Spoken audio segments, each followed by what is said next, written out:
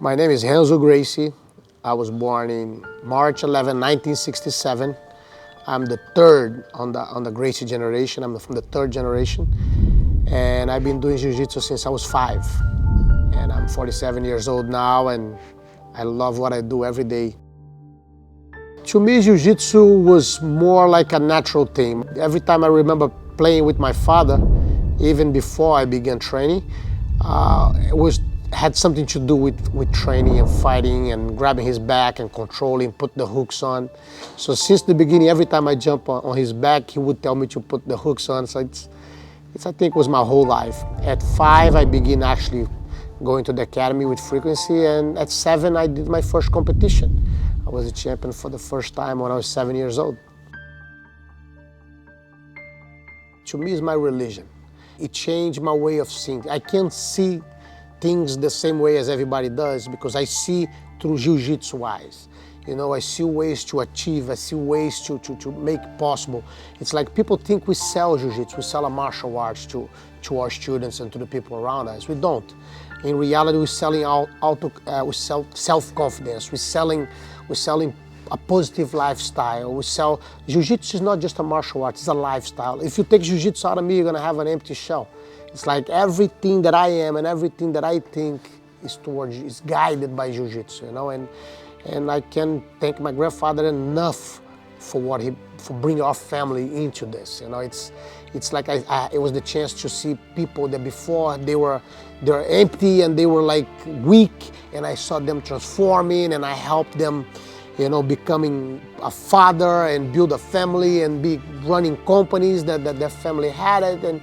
And so in reality, we are selling confidence, we're giving them confidence. And this was the biggest gift I ever received in my life, was to learn Jiu-Jitsu so I could pass forward. I always loved Jiu-Jitsu. I always enjoyed the moments that I was in the mat and training, sweating, and measuring myself against others at my age. But I really fell in love, I think, when I was around 18. That's when I really decided that I want to be not only a instructor of Jiu-Jitsu for the rest of my life, but I was going to be a champion on the sport that I embrace. I do believe that what makes a champion, it's the ability of not quitting, not giving up. You have to have in you knowing that even when defeat surprises you, in reality, it's just another step, another wall that you have to jump over to reach your goal. And when you think like that, when you're able to see defeat only as a new step to overcome failure and build a champion, like if you can see that, like there's no losing in Jiu-Jitsu. It's or you either win or you learn. I always saw the MMA fighting as as you becoming a pro on the Jiu-Jitsu sport.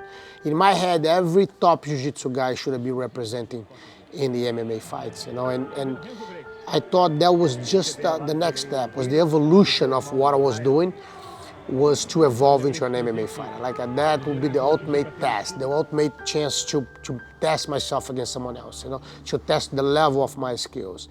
And I think life, just like a river, took me there.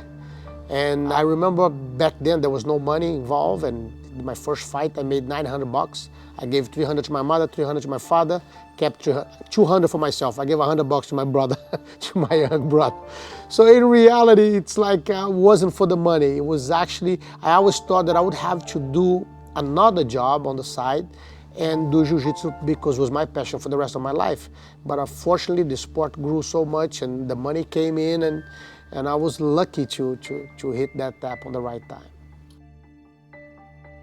One of the most important things that ever happened to Jiu-Jitsu, I do honestly believe, was the rivalry that we always had.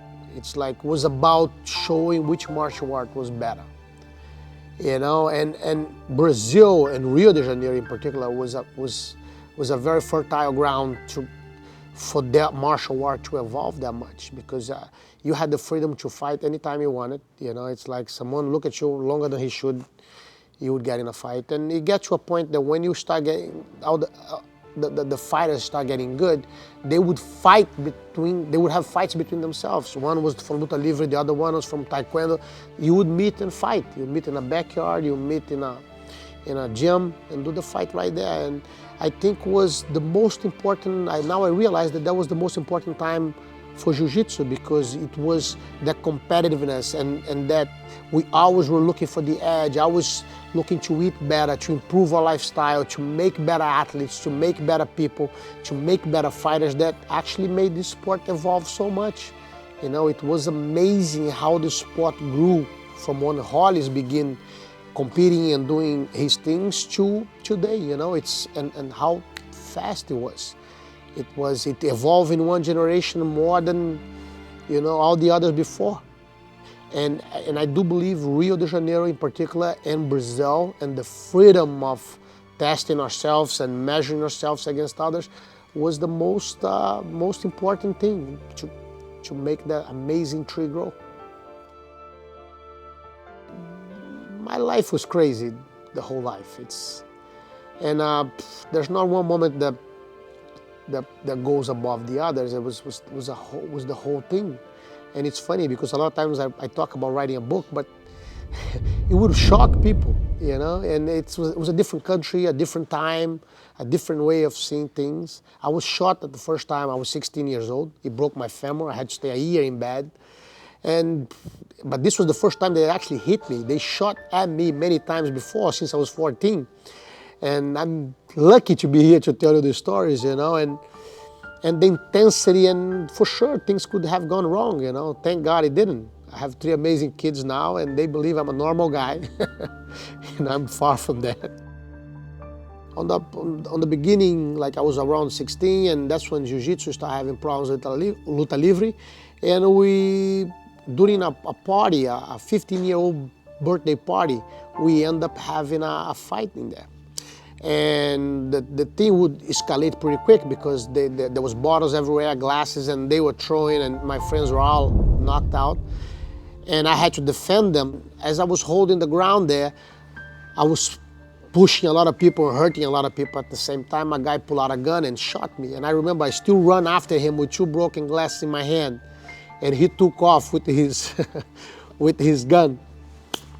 You know, and when I turned, my leg gave up, you know, so I grabbed the pillar and I turned and I started hopping in one leg. He came back and he unloaded, but he wasn't able to hit me, you know. He shot everywhere but hit me. I walked straight into a woman's bathroom, and the women, I was screaming in there. I look at them, I say, there's a guy killing everybody in the club, shooting at everybody, and he's coming this way. If you guys let him in, we all dead. So we had 15 women holding the door. So the guy could never make his way in the bathroom while I sat in the toilet fixing my leg. You know, it was some pretty intense moments, but life always gives me a chance to fix things. So a few years later, I'm driving in a rainy day through a tunnel, 4 o'clock in the morning, the street's empty. When I look in a motorcycle, who's there? Riding right next to me, the guy who shot me. So they used to say, Socrates used to say, if you put the veil of invisibility, you'd become a killer in 24 hours.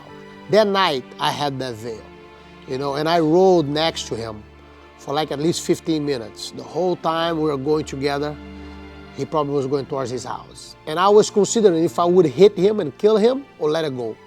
And then I realized that was the heat of the moment. We are fighters. We were having actually fun on that day.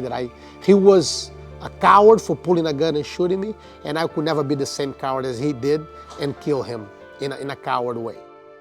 Master Renzo, I actually knew Hyan, by the way. And Hyan, you know, you never knew he would wake up, how would be. How did that feel for you when he passed? Like, really talk about it before? Yeah, my brother, I was very attached to him. I was basically, was my father separated from my mother. I was the one responsible for raising my younger brother, Hyan. And was one of the most amazing guys I ever met, you know. But at the same time, he was a wild animal. He was different from everybody else.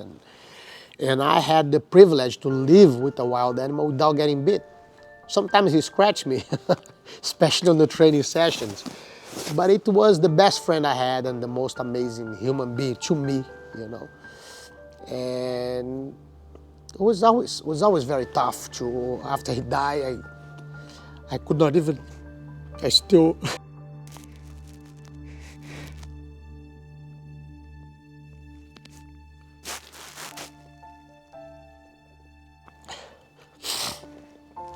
I still can think of him without crying. It's been, it's been almost 70 years. And to me, he's still with me all the time. I miss him a lot. But it's, the funny thing is, that is the only certainty we have when we are born. And we actually should have accepted better. And sometimes the tears that I drop is because I miss him next to me. But in reality, I know he outlives us all, because the time was something invented by man. And in reality, we don't measure a man's life by the time that he lived. We measure a man's life by the intensity that he lived. And nobody that I know lived longer than he did.